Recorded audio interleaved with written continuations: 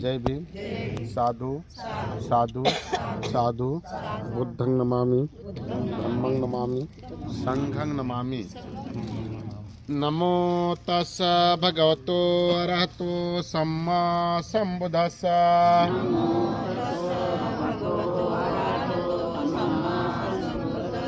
नमो तस् भगवतो अरहतो सम्मा संबुद्धस्स।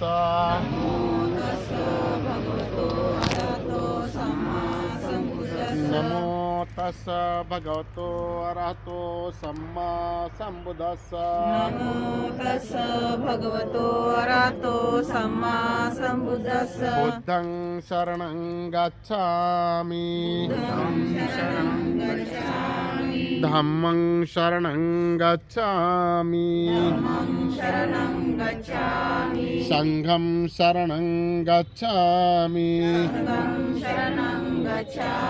द्वितीयंपि बुद्धं शरणं गच्छामि,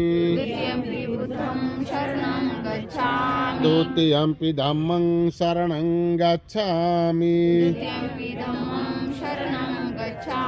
द्वितीयंपि संघं शरणं गच्छामि, तृतीयंपि बुद्धं शरणं गच्छामि, तृतीयंपि धम्मं शरणं गच्छामि, तृतीयंपि संघं शरणं गच्छामि। पाणातिपाता वेरमणि सिक्खापदं समादयामि।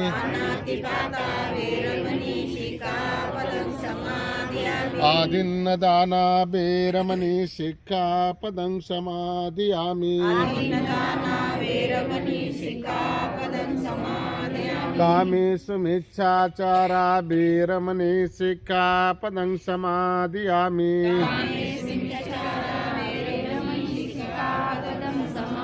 मुसावादा वेरमणि सिक्खापदं समादयामि।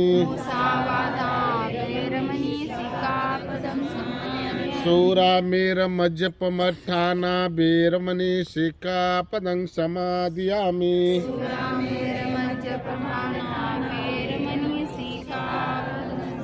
साधु साधु साधु। बुद्धं नमामि, धम्मं नमामि, संघं नमामि। अहं वन्दामि सर्वदा।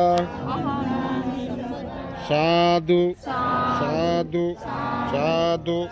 जय भीम, जय भीम, जय भीम। नगर के बारे में बताएंगे। भगवान बुद्ध तथागत किस जगह पे क्या किया, इसके बारे में। किसी चीज़ को देखने से बेटर यह है कि उसके बारे में जानना बहुत ज़रूरी है। जब हम जानेंगे तभी उसको हम मानेंगे। तो भगवान बुद्ध तथागत जब लास्ट बार वैशाली में वर्षावास किए थे तो वहाँ पे घोषणा किए थे कि आज से 3 माह बाद हम महापरिनिर्वाण लेंगे। इसके पहले कोई महापुरुष, कोई देवी देवता इस धरती पे पैदा नहीं लिया जो पहले ही घोषणा कर दे हम इस डेट में अपने शरीर को त्याग देंगे। ये फर्स्ट महापुरुष हैं जिसे भगवान बुद्ध तथागत के नाम से जाना जाता है। इनके साथ में 5000 बौद्ध भिक्षु थे। जब ये लोग वहाँ से चले तो यहाँ से 18-20 किलोमीटर पड़ता है, जिसका फर्स्ट नाम पावापुरी है, दूसरा पावानगर है। आज की डेट में उसे फाजी नगर के नाम से जाना जाता है। उसी जगह पे एक चुंद नाम का व्यक्ति रहता था जो किसी भी धर्म के साधु संत को देखते ही उसके मन में अजीब से जागरूक पैदा होता था कि हम क्या चीज दान कर दे। दान पारमिता उनकी बहुत तेज तरार थी। उसी के आम्रवन में भगवान बुद्ध तथागत, बौद्ध भिक्षुक, उपासक उपासिकाएं सभी लोग आकर के जमीन पर लेटे थे, विश्राम कर रहे थे, आराम कर रहे थे। तब तक जो चुंद नाम का व्यक्ति था उसका एक मंत्री दरबारी आम्रवन की तरफ आया और आकर के देखा यहाँ पे तो बौद्ध भिक्षुक, उपासक उपासिकाएं, कुछ लोग साधु संत आए हैं जो जमीन पर लेटे हैं। इतना देखने के बाद चुपके से लौट के आया और चुंद से बोला, है महाराज, अपने आम्रवन में बौद्ध भिक्षुक, उपासक उपासिकाएं, कुछ लोग साधु संत आए हैं जो जमीन पर लेटे हैं। इतना सुनने के बाद जो चुंद नाम का व्यक्ति था दौड़ के आया और भगवान बुद्ध तथागत के चरण में गिर पड़ा और गिर के कहा कि हे भगवान बुद्ध तथागत, बौद्ध भिक्षुक, उपासक उपासिकाएं, आज आप सभी लोग हमारे वहाँ ठहरिए, स्नान करिए, आराम करिए, भोजन ग्रहण करिए, उसके बाद आप लोग आगे जाइएगा। तो बौद्ध भिक्षुक उपासक उपासिकाओं के लिए चुंद ने अलग भोजन बनवाया और स्पेशल भगवान बुद्ध तथागत के लिए अपने हाथ से अलग भोजन बनाया। उसके मन में था कितना अच्छा से अच्छा भोजन बना करके भगवान बुद्ध तथागत को हम ग्रहण करा दें ताकि इनके साथ मेरा नाम अटल हो जाए, जुड़ जाए।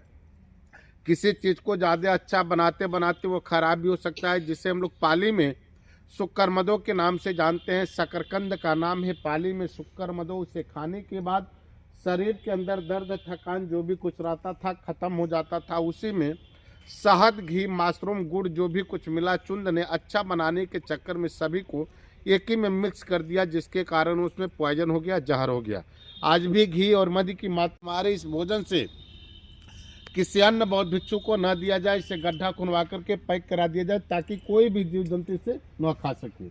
उस समय भगवान बुद्ध तथागत को अतिसार हो गया, उल्टी दस्त होना चालू हो गया, तबीयत खराब हो गया। उस समय कुछ लोग लगे कहने कि भगवान बुद्ध तथागत को चुंद ने सुअर का मांस खिला दिया, जहर खिला दिया। शायद आप लोग भी सुने होंगे, तो ये आप लोग अपने मन में भावना मत रखिएगा। इसे इसलिए उछाला गया ताकि बौद्ध हम कभी परिवर्तन न कर सके, इसका पतन हो जाए।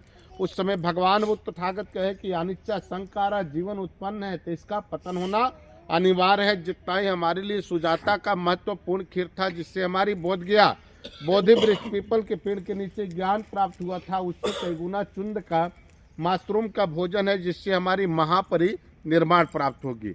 उस समय भगवान बुद्ध तथागत बौद्ध भिक्षुक उपासक उपासिकाएं सभी लोग वहाँ से चले।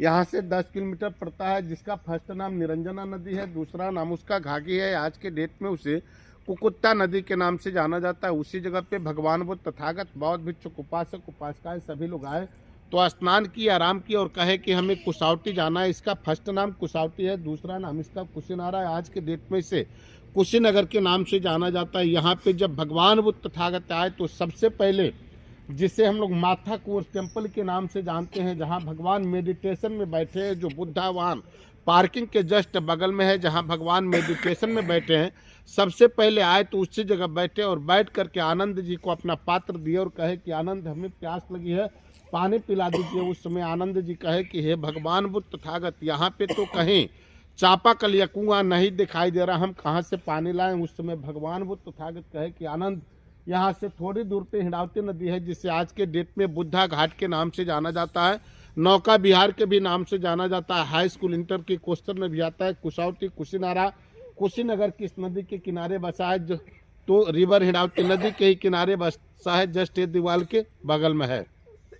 यहाँ पे जब आनंद जी पात्र को लेकर के आए पानी लेने के लिए, तो कुछ समय पहले बैलगाड़ी हाथी घोड़ा जो भी कुछ था क्रॉस किया था, आने जाने का मार्ग वही था। उसी समय 500 बैलगाड़ियां एक ही साथ में क्रॉस किया था, जिसके आने जाने से वो पानी गंदा हो चुका था। आनंद जी को बड़ी दुखित और चिंतित हुआ कि गंदा पानी ले जाकर के भगवान बुद्ध तथागत को हम नहीं पिला सकते हैं, नहीं ग्रहण करा सकते। आनंद जी दुखित और चिंतित होने के बाद लौट के जाते हैं माथा को टेम्पल और कहते हैं कि हे भगवान बुद्ध तथागत, वह पानी आपके पीने के लायक नहीं है, कोई और उपाय बताइए। उस समय भगवान बुद्ध तथागत कहते हैं कि आनंद, हमें प्यास लगी है, प्यास हमें सहन नहीं हो पा रहा, हमें बौद्ध भिक्षुक उपासक उपासिकाएं सभी को लास्ट उपदेश देना है। चरत भिक्षवे चारि के बहुजन हिताय बहुजन सुखाय। आनंद, जो पानी चलता है वो पानी कभी गंदा नहीं होता है, जो ठहर जाता है वह पानी गंदा होता है। आनंद, बीच नदी में जाओ, पानी निर्मल हो चुका है। फिर आनंद जी दुखित और चिंतित होने के बाद पात्र को लेते हैं और बीच नदी में आते हैं तो पानी स्वच्छ और निर्मल हो जाता है। पात्र में पानी लेते हैं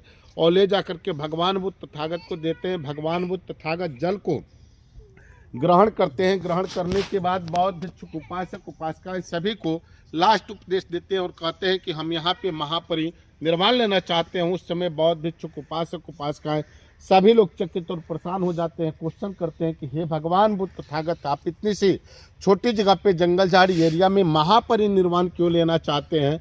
ऐसी बड़ी बड़ी जगह है जहाँ पे आप महापरिनिर्वाण ले सकते हैं, जैसे कि राजगीर है, नालंदा है, बोधगया, कपिलवस्तु है, सारनाथ है, वैशाली है। उस समय भगवान बुद्ध तथागत कहते हैं कि आप मुझे न देखिए, हमारे न रहने के बाद मुझे ही चाहने वाले, जानने वाले, मानने वाले लोग आपस में कटपीट के लोग मर जाएंगे और मेरे बताए हुए मार्ग पर चलने वाला कोई नहीं मिलेगा। ये राजा मल्ल की राजधानी और लिच्छवी की, पहले के एक राजा का 14 कोस का राज होता था, उसी को एक राजा माना जाता था, बाकी लोग प्रजा थे। पहले के साधु संत लोग जिस राज्य में जाते थे अपने शरीर को त्यागने के लिए, दाह संस्कार करने के लिए जमीन मांगते थे, उस समय राजा मल्ल को बुलवाए और कहे कि हे राजा मल्ल, हम तुम्हारे राज्य में महापरिनिर्वाण लेना चाहते हैं। उस समय राजा मल्ल ने कहा कि हे भगवान बुद्ध तथागत, मेरा 14 कोस का राज्य है, यानी कि 42 किलोमीटर का राज आपका है, आप जहाँ भी चाहें वहाँ पे महापरिनिर्वाण ले सकते हैं। तो जहाँ लेटी हुई प्रतिमा है, जिसे हम लोग महापरिनिर्वाण टेम्पल के नाम से जानते हैं, उसी जगह पे 2 साल वृक्ष का पेड़ था, पहले पूरा सालवन था। उन दोनों पेड़ का कार्य एकदम सीधा था, एक उत्तर और एक दक्षिण। उसी पेड़ के बीच में सो करके भगवान बुद्ध तथागत तीसरे पहर में महापरिनिर्वाण लिए।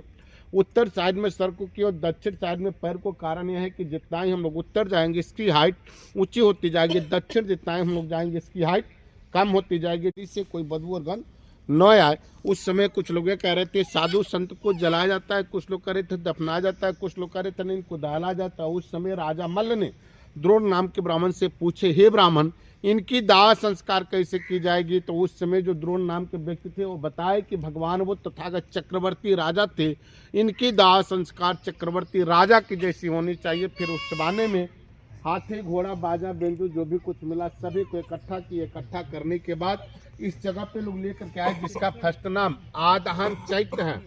आदहन चैत्य स्मशान घाट को ही बोला जाता है। बौद्धिस्ट में अगरबत्ती और मोमबत्ती से ही बॉडी को ऊपर आग लगाई जाती है। पूरी अच्छी तरह से लकड़ी को सजा दिए। सजाने के बाद भगवान बुद्ध तथागत की बॉडी को 500 मीटर चीबर वाली कपड़े से इनकी बॉडी को लपेट करके रखा गया था। जब ये लोग आग लगाना चालू किए तो उस समय भगवान बुद्ध तथागत की कपड़े से 1.5 फीट हाथ और पैर दोनों बाहर निकल गया, जिसके कारण लकड़ी गिरना चालू हो गया। उस समय पूरा हाहाकार मच गया। जीव जंतु, पशु पक्षी सभी लोग चकित और परेशान हो गए कि इस तरह क्यों हो रहा है। तो उस समय राजा मल्ल ने द्रोण नाम के ब्राह्मण से पूछे, हे ब्राह्मण, इस तरह क्यों हो रहा है? तो उस समय जो अनिरुद्ध भंते थे, जिनके नाम से अनुर्ध्वा ये ग्राम सभा चलता है, वह बताए कि भगवान वो तथागत महाकश्यप का वेट कर रहे हैं। कश्यप सम्यक संबुद्ध है, जब तक आएंगे नहीं इनके बॉडी में आग लगेगा नहीं।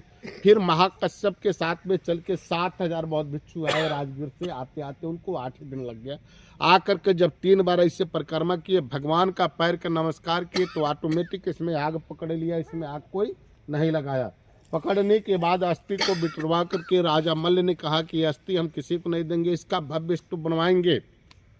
उस समय मगध के अजातशत्रु बिंबसार का लड़का भी अपना सेना लेकर के आया और बोला कि पहले युद्ध करो, पहले मेरा हक है, अस्थि को हम लेकर के जाएंगे। उस समय 8 गणराज्य के राजा लोग आए और सभी लोग युद्ध के कगार पर उतर गए। सभी को पता था कि राजा मल्ल और लिच्छवी से युद्ध करके कोई नहीं जीत पाएगा, सबको मार डालेंगे। उस समय द्रोण नाम के ब्राह्मण कहे कि हे राजा मल्ल, आजीवन भगवान बुद्ध तथागत शांति के मार्ग पर चले और आप अस्थि के लिए क्यों शोर मचा रहे? अस्थि को डिवाइड कर दीजिए। इनकी बातों को मान करके राजा मल्ल ने द्रोण नाम के ब्राह्मण के द्वारा अस्थि को 8 भाग में डिवाइड किए, जिनके यादगार में 8 स्तूप बनाए। जैसे कि कपिल वस्तु के शाक्य ले गए, राजगीर के अजातशत्रु, वैशाली के लिच्छवी, पावा के मल्ल, कुशीनगर का मल्ल, रामग्राम, कोलिया और बैठौली के देव ब्राह्मण। द्रोण नाम के ब्राह्मण को पात्र दे दिया गया जो सांची स्तूप बना। इस प्रकार अस्थि को 8 भाग में डिवाइड किया गया, 8 स्तूप बने। फिर अशोक सम्राट की जब शासन आई तो उन्होंने 7 स्तूप की खुदाई कराई, जिसमें 1 स्तूप नहीं खोदा गया, कपिल वस्तु सिद्धार्थनगर का। बाकी 7 में से अस्थि निकलवाए, फिर थोड़ा थोड़ा रखवा करके उन्होंने पूरे भारत में 84,000 बुद्ध विहार और स्तूप का निर्माण करवाए।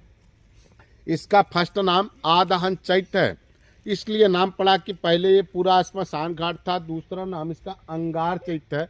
अंगार चैत्य इसलिए नाम पड़ा कि भगवान बुद्ध तथागत के बॉडी में आग कोई नहीं लगाया था, ऑटोमेटिक आग पकड़ा था, जिसकी वजह से अंगार चैत्य के नाम से जाना गया। तीसरा नाम इसका मकुट बंधन चैत्य है, इसलिए नाम पड़ा कि जिसको भी राजतिलक होता था, राजा विशेष बनाया जाता था, राजा गद्दी दे दी जाती थी, तो इसी जगह पे ला करके उनके सर पे मुकुट बांधा जाता था, पगड़ी बांधा जाता, जिसकी वजह से मकुट बंधन चैत्य के नाम से जाना गया। आज के डेट में इसे रामाभार स्तूप के नाम से जाना जाता है, इसलिए कि जिसका शासन सत्ता जैसे आया उस हिसाब से लोग नाम इसका चेंज करते चले गए। और भगवान वो तथागत की जो अस्थि कलश है, जहाँ लेटी हुई प्रतिमा है, उसके पीछे जो गुंबज है, उसी में भगवान वो तथागत की अस्थि कलश रखी गई है।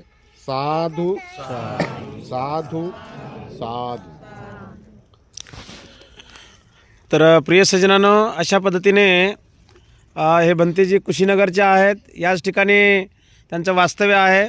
येथे बाजूला त्यांचे फार मोठी एक जमीन आहे आणि ते त्या ठिकाणी विहार बांधत आहेत आणि दिवसभर ते इथेच असतात. बाहेरून येणाऱ्या प्रत्येक ग्रुप जे काही कुठले ग्रुप येणारे आहेत तर त्या ग्रुपला ते चांगल्या पद्धतीने या स्थळाची माहिती अशा पद्धतीने सांगत असतात. तर भंतेजींनी आपणाला या ठिकाणी सविस्तर या ठिकाणाची माहिती दिलेली आहे. तर भंतेजीच्या या माहितीच्या अनुषंगाने आपण पुन्हा एकदा भंतीसाठी एकदा मोठ्याने बोला, साधू साधू साधू. पुन्हा एकदा वंदन करा. बुद्धांग नमामि, धम्मांग नमामि, संघांग नमामि.